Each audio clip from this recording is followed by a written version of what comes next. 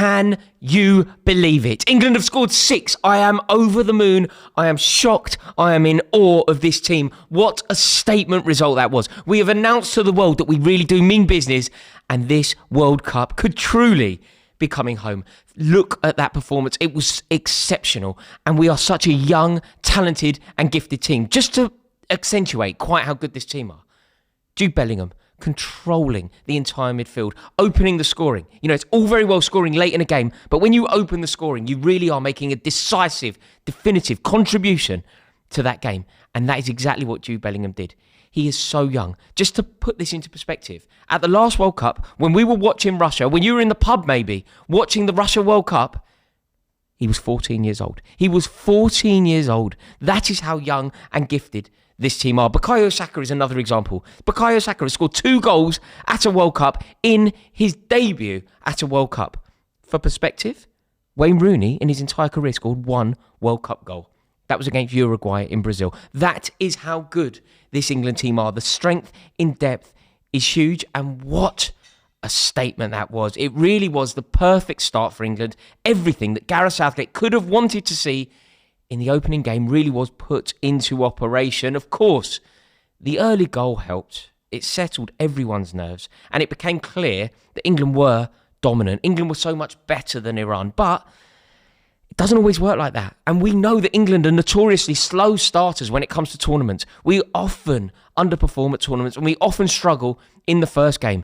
England, in the last 20 competitive games at tournaments, have only scored more than 1 goal in a game once, and that was against Paraguay. So for us to win this game, we knew that it was going to be difficult. We were told that Iran were going to be very stubborn opposition, and it wasn't like that at all. We were exceptional, and it could have actually been even easier, because VAR early on was a total and utter joke. They robbed Harry Maguire of a clear-cut penalty, and that would have really settled the nerves. You know, and then, by the way, just to amplify this, later in the day, I mean, I don't really want to go on to the negatives now, but should we do it? We conceded 2 goals. Not ideal, not what we'd have wanted. But, I mean, the second goal that England conceded, the penalty, but virtually the last kick of the game, was a truly laughable decision. And it was exaggerated quite how laughable it was because of the one that was ignored, the VAR call that was ignored. I think Jude Bellingham is going to get a lot of praise. And obviously, I've lavished him with praise.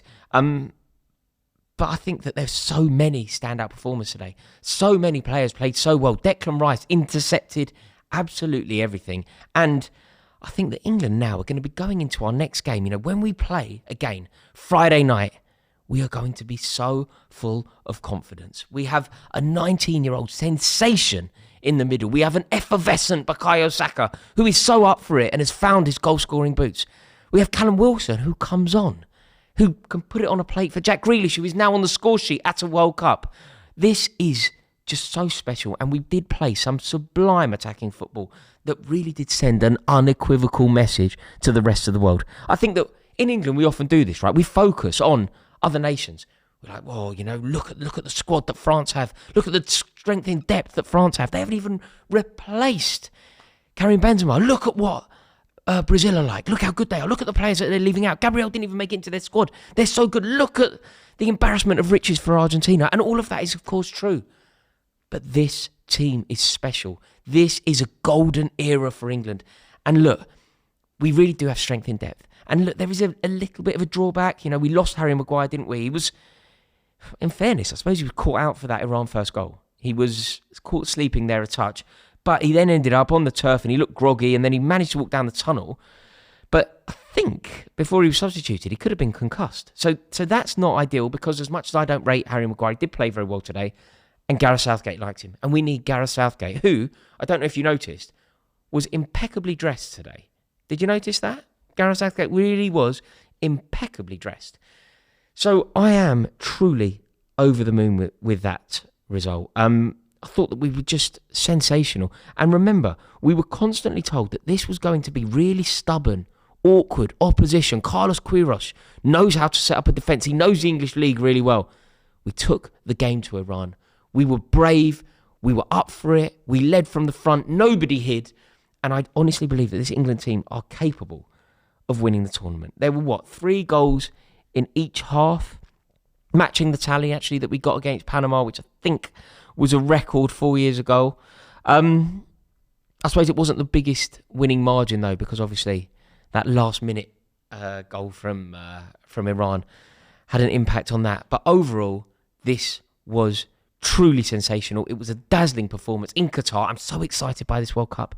I'm so excited. I cannot wait to get out there when we get into the knockout stages. And England are now top of the group. To finish this video, I just have to say the easiest thing to do here would be to focus on maybe Bukayo Saka, or focus on the brilliance of Jude Bellingham, or you know, a number of players that really shone for England. But I'm actually going to highlight an amazing gesture from Jack Grealish. He performed the celebration that he promised to a young fan who suffers from cerebral palsy. I think Jack Grealish has a sister who also suffers from the same condition. And sometimes we can just see a beautiful message that football can bring people together. So it was lovely to see Jack Grealish performing that celebration. It was a joy to behold.